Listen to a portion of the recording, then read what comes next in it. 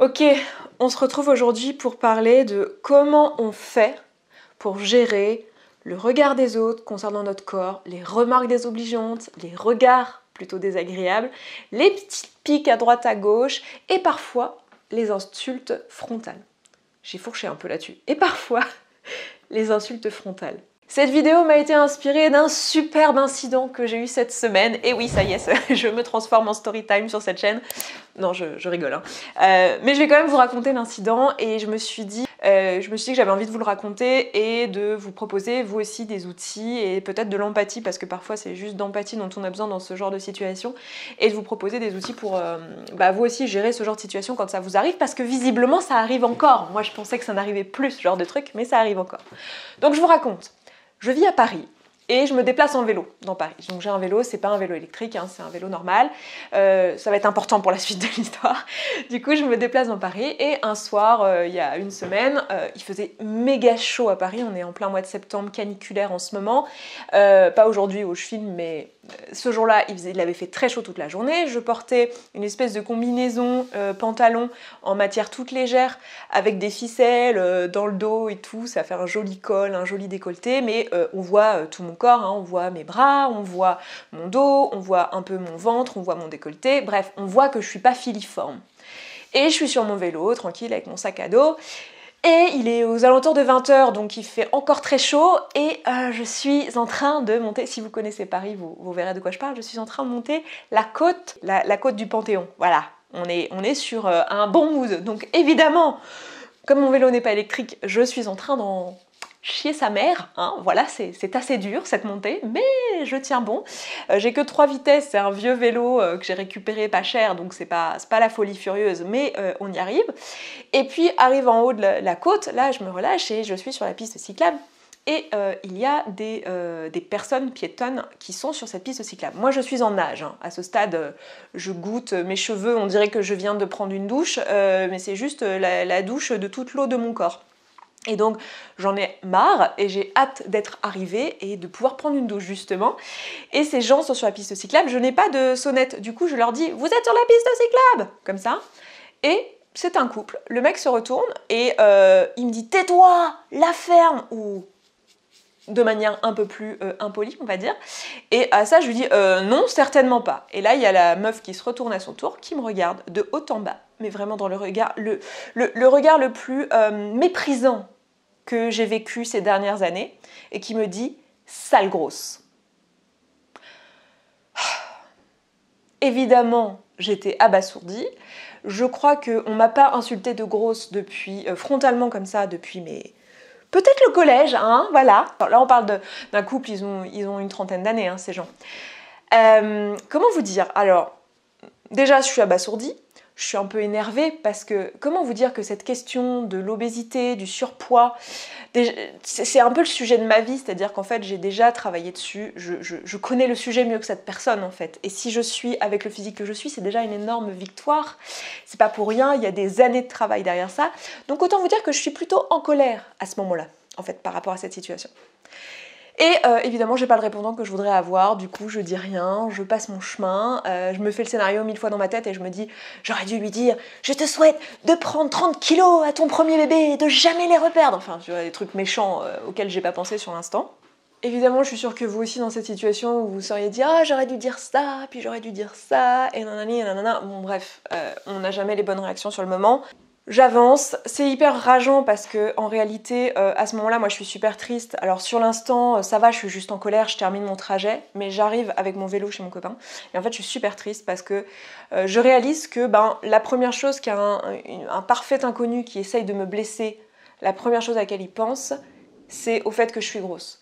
Ce qui me rappelle que en réalité cette maladie qui est l'obésité, cette maladie qui est l'hyperphagie, en fait elle se porte sur mon corps même si aujourd'hui je vais bien et que je suis en bonne santé mentale et physique.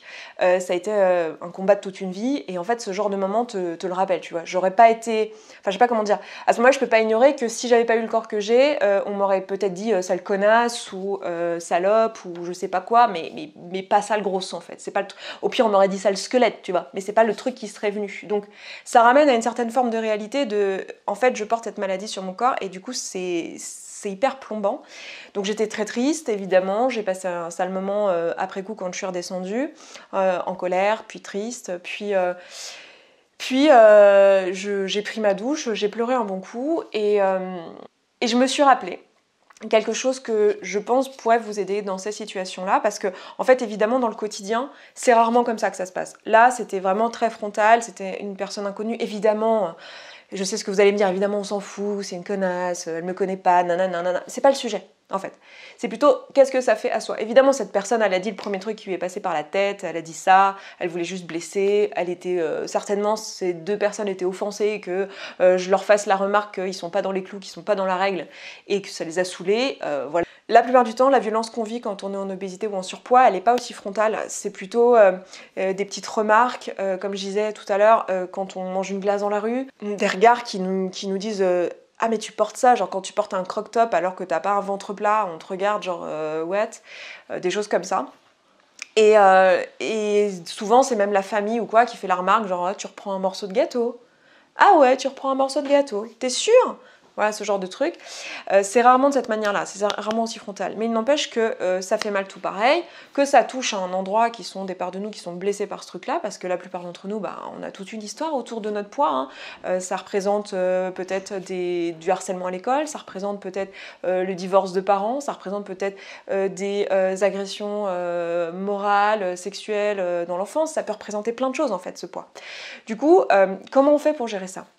En fait, sur le moment, je me suis dit déjà, première chose, laisse-toi traverser en fait. T'es en colère, t'es triste, t'es à la maison, t'es au calme. Donc, premier conseil que je pourrais vous donner, c'est laissez-vous traverser. Laissez-vous traverser par l'émotion, acceptez qu'elle existe effectivement, et pas de mais je devrais pas me sentir comme ça après tout le travail que j'ai fait, ça devrait pas, et nanana, elle devrait pas me toucher cette personne, je la connais pas, de toute façon c'est qu'une connasse, je devrais pas me sentir comme ça, je devrais pas me sentir. Non, on oublie les je devrais pas me sentir comme ça. Il se trouve que vous vous sentez comme ça et que c'est légitime. Donc première chose que je vous dirais, vive l'émotion, la laissez-vous traverser jusqu'au bout. Deuxième chose ensuite, après, c'est prendre soin de la suite. Ok, comment vous voulez vous sentir à partir de maintenant dans cette situation-là? Qu'est-ce que vous voulez, qu'est-ce qui se passe, qu'est-ce que ça réveille chez vous? Qu'est-ce que ça vous dit? Ça me dit que en fait, il y a des parts de moi qui sont déçues d'en être là, qui sont déçues qu'on puisse encore me dire ça. Il y a des parts de moi qui aimeraient que ça soit autrement. Et bien, d'aller écouter ces parts-là, de dire ok, j'entends. En fait, j'entends. Cette maladie, elle est injuste. T'es saoulé que ça se voit sur ton corps. Et aller dialoguer avec ces parts-là. Moi, les pensées que j'ai eues à ce moment-là qui m'ont fait du bien, que je vous propose, mais c'est pas du tout les seules. Si vous en avez d'autres à suggérer, n'hésitez pas à les mettre en commentaire. Les pensées que j'ai eues à ce moment-là qui m'ont fait du bien, ça a été ok Esther, tu sais exactement ce que tu fais. Tu fais déjà tout ce qui est en ton pouvoir. Tu sais prendre soin de toi. Tu fais tout ce qu'il faut au niveau de ton alimentation, au niveau de tes émotions, au niveau de tes pensées, de la psycho, etc. T'es déjà en train de faire tout ce qu'il faut et t'es déjà au meilleur de ta forme physique et émotionnelle. Et t'es en train, t'es en chemin. Il y a peut-être des choses qui s'amélioreront encore. Et en fait, cette personne, elle sait pas le chemin par lequel t'es passé. Et c'est ok en fait. Une autre pensée qui m'a beaucoup aidée moi dans cette situation-là, c'est ok en fait que cette personne, elle pense du mal de moi. C'est ok que cette personne, elle soit dégoûtée même par moi. C'est ok que cette personne, elle ait voulu être méchante. En fait, elle a juste dit le premier truc qui lui passe par la tête et c'est ok que ça soit ça.